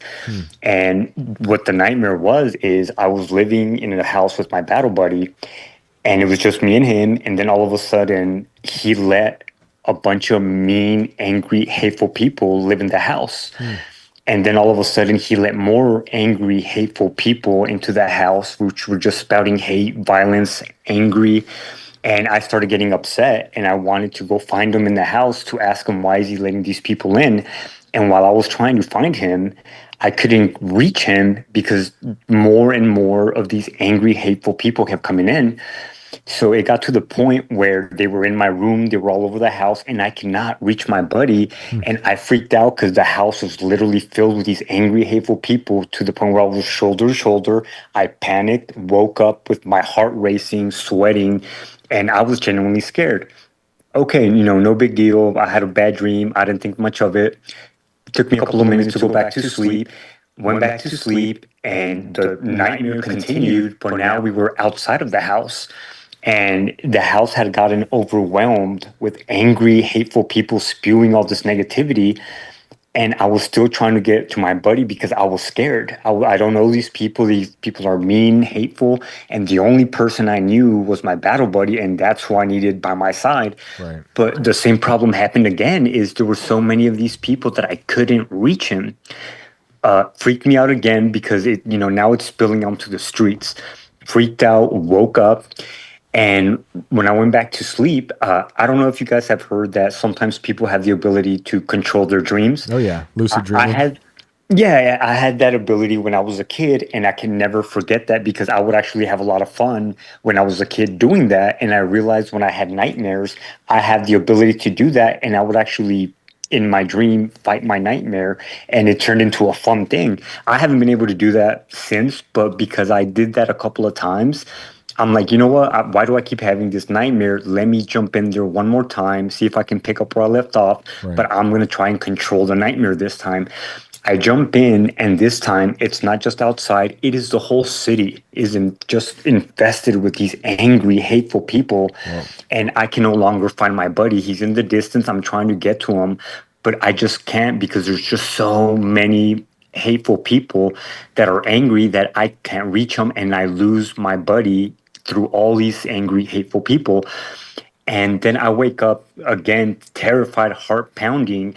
And this is the part that's crazy, is I don't know. I thought I was awake because I was looking at my ceiling, and I felt something grab my crotch and my leg and pull me at the same time. And again, I'm not a superstitious person. I don't believe in ghosts. I don't believe in anything like that. But I felt something grab me, and I got so scared to the point where I sleep with my shotgun next to my nightstand. I woke up, grabbed my shotgun, and I cleared my apartment because I genuinely felt somebody grab me. Wow. So because of this, I could not sleep the rest of the night. I think it was like 2 a.m. at this point. I just stayed up. I went to work, and I didn't say anything, but that nightmare really, really scared me. And not to sound like a tough guy or anything, because I'm really not. It really terrified me. Yeah. So I'm at work, and I hear my phone just getting all these text messages, and I can't look because I'm busy at work. But on my break, I go sit down and I check my phone, and it's my battle buddy. And I had mentioned to him that I decided, because of everything that's going on in the country, I wanted to apply for law enforcement. I want to get out of retirement. I want to do something because I'm tired of just whining about it. And I decided to apply for ICE. And so he knew this, and he knows how much I care about my country.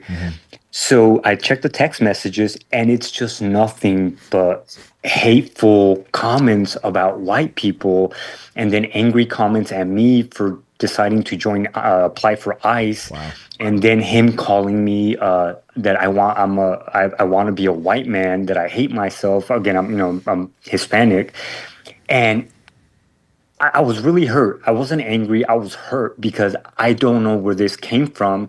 And considering the nightmare I had just had, I couldn't help but feel that it was somehow connected to this, of losing my buddy in this just sea of anger and hate.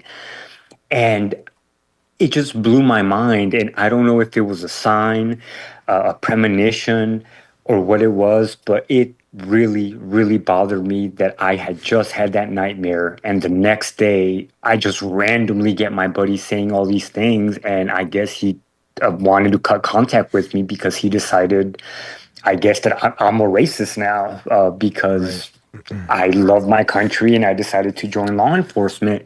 And it made me really sad. I didn't say anything negative. I couldn't reply, and I still haven't because I don't know what to say to him anymore. But it just made me realize how powerful this mechanism of whatever it is that this is of influence, that this is happening. And it really scared me, and I'm really scared. But it also made me realize that I think I need to go to church. I think I need to find some positive in my life, some good, and keep focusing on that, because I'm starting to think that we have a full-on war of good and evil going on right now, and it's taking place. And I guess that was my strange story. I don't know what to make of it. I don't, all kinds of ideas run through my head. Was it a premonition? Was it a warning? I don't know what that was, but it was just so weird how those things coincidentally happened right after the other. Well, yeah, I take dreams seriously, man. I don't write them off. I don't think it's fun. I mean, some are funny, some are just, absurd. Who knows? But I think sometimes God, gives us some sort of like a clue as to what's happening. Dreams are important in the Bible, for sure. But maybe someone could also argue you subconsciously knew this was going to happen, having reconnected with him and knowing how he feels, and that he's someone in your life who would obviously interpret your decision a certain way. But I mean, it's a very telling dream. It's like not literal, but the metaphor is very clear in terms of people invading your house and then city, and then you signing up for ICE, right? Like a clear, image of the invasion of the border. And then what your friend's doing, and then waking up to those messages, who knows how to attribute those things, but I think it's an important thing. And you knew subconsciously what it was going to happen. I think that the way I was looking at it, one of the things that popped into my head was, the way I kind of saw it was, all those people, it was just because they didn't really have any features, it was just blank faces of anger and hate, spewing negativity, consuming a person that was once a good person, or maybe still is somewhere deep inside. Right. But I see that happening with a lot of people everywhere. I'm sure that we've all lost friends, family that were consumed by some of this propaganda and negativity going on. Right. And that's kind of the way I took it, is, these blank faces that we don't really even know who it is on the other side of that screen, that's trapping us into these negative, evil ideologies.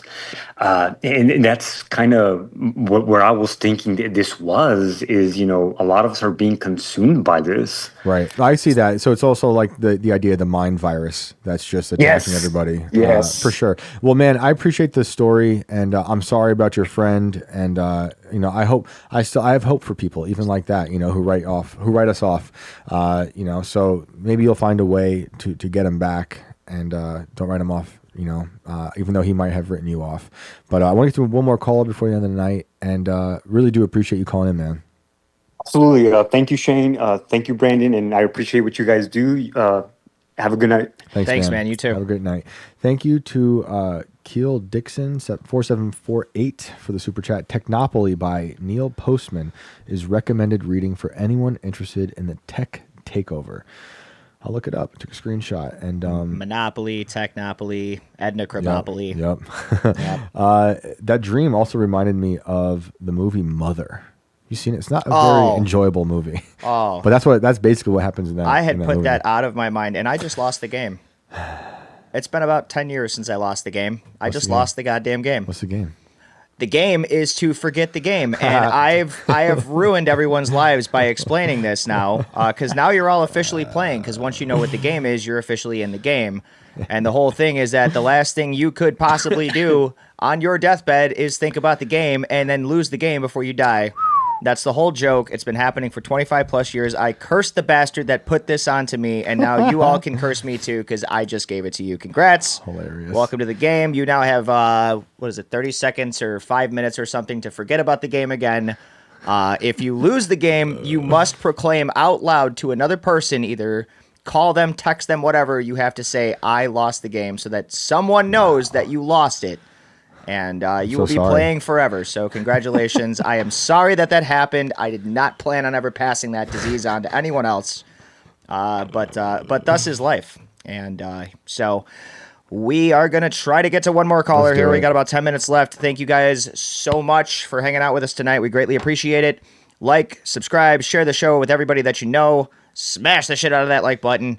And let's go to Sean Donovan with the Colorado symbol. Sean, welcome to the show. Can you hear us? Cosmic Wanderer says, "This is the game that never ends." Hi there. Can you guys hear me? Yes, sir. Yes, I can. What's up, man? Yep. Can you hear me? Yep. Can you hear us? Hello. Can you hear me? We can hear you, but you can't hear us. I take it. I'm going to go with he can't hear us. Let's just sit in silence.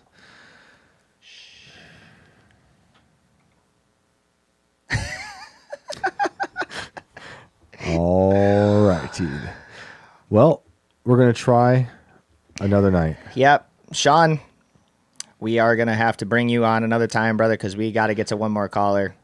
Figure out your audio issues. Sorry, man. It happens every now and then. Yeah. Call back tomorrow. I'll get you on tomorrow. You got my word. All right. Let's go to Jason Smith. All of my repeat offenders, I promise I will get to you tomorrow. We got some new names in here, and I want to give these people a chance to have some airtime here as well. Jason, are you with us? I am. Can you hear me? Yes. You can. Welcome to the show. Cool. Good, because I got headphones on, and I didn't know if that would work. Perfect. Loud and clear. Perfect. Okay, so let's see. Hey, that guy's story was horrific. That was very heartfelt. Yeah. Okay, so let's see. Man in the Hat. No, I'm not going to talk about that one. Dead Girlfriend. No, not going to talk about that. Oh, okay. I'm going to talk about the Canada Hold My Beer. All right. Okay, so let's go with when was it? 2009, 2010, the CERN supercollider started kicking up, and then shortly, I'm going to try and make this as quick as possible. You're good. With a giant history lesson. 2009 or so, the CERN supercollider kicked up, and then 2010, everybody started noticing that the Mandela effect was happening. Mm-hmm. Then, what was it, 2016, Yambe, the gorilla, got killed. And the world went sideways. Yes, it did. It has not been the same since. It's true. Oh, wait, no, it did. Because once Peanut the squirrel and Fred the raccoon were murdered, things started going back to normal. What's normal? But that was, that was 7 years later, though, right? Right. So it was 7 years between the gorilla and the squirrel. Mm. And then Canada went, hold my beer. Ooh. Let's murder 300 ostriches. Yeah. Just as the CERN super collider fires back up. What are you thinking? You think there were sacrifices to CERN? No, I think that the CERN super collider changes reality, but I think murdering innocent animals is probably something that changes reality. Yeah, I think so. I mean, things go weird whenever it's turned on. I mean, it's on for lots of time, and when they start blasting stuff, but like, I always point to when they turned it on in 2022. That week was so crazy. Shinzo Abe was assassinated, and the Georgia Guidestones exploded. I mean, what if it's like Star Labs in The Flash, where Barry Allen is just using it to go back into time, and he's fucking with the timeline, and then when he comes back, everything is just insanely different. Right. Things have transitioned, and we can't even tell because we're still living in that linear time. And it's not the only one. I mean, it's not just CERN, right? We have lots of particle colliders. Yeah. I've worked at one. That's right. So I mean, sure. It is weird. Was CERN on when Peanut was assassinated? No, I believe it was not. Okay, but I do feel like every time they turn it on and start blasting particles, weird things do happen. You could be like, well, weird things always do happen, and that's true. But CERN, just something about smashing particles together at the speed of light at that place, and the things they've done there, the weird like ritual dances. And like the mock ritual stuff. That shit is weird. It's weird. That's the one thing that I was like, okay, this is weird. Like, it's one thing to like question the science of it, but another thing entirely to start bringing that kind of shit in. And I still when I was blown away when we were talking about that one night and you showed me that, I was like, what is happening here? I didn't believe when someone actually told me, they're doing like ritualistic dances outside. And when I saw that statue outside and I saw the dude like dancing around the fire and doing all this, I was like, what the hell is happening here? Are those cows safe at Fermi? They were North American bison. Bison. And I'm sure they're probably being sold off to the markets at some point. So I wouldn't say that they're safe, but they're on protected land, supposedly. Would you be pro turning CERN off forever? Oh, no, I don't think it's got much to do with CERN. I think CERN is just bringing parallel universes too close together, and we're merging. But the thing that I do find interesting is that, say you've got one animal sacrifice and then another blood sacrifice later to make things normal, and that took 7 years. But that was one gorilla. Right. Like I say, the Canada thing and hold my beer. Right. What happens when you kill 300 animals? It starts with one. I mean, that's 2,700 years of bad luck. Right. If you listen, I don't know if you listened to the episode we did last Monday with Viva Fry about the ostriches. I was talking about. I was wrong. It wasn't. I don't know what I was saying.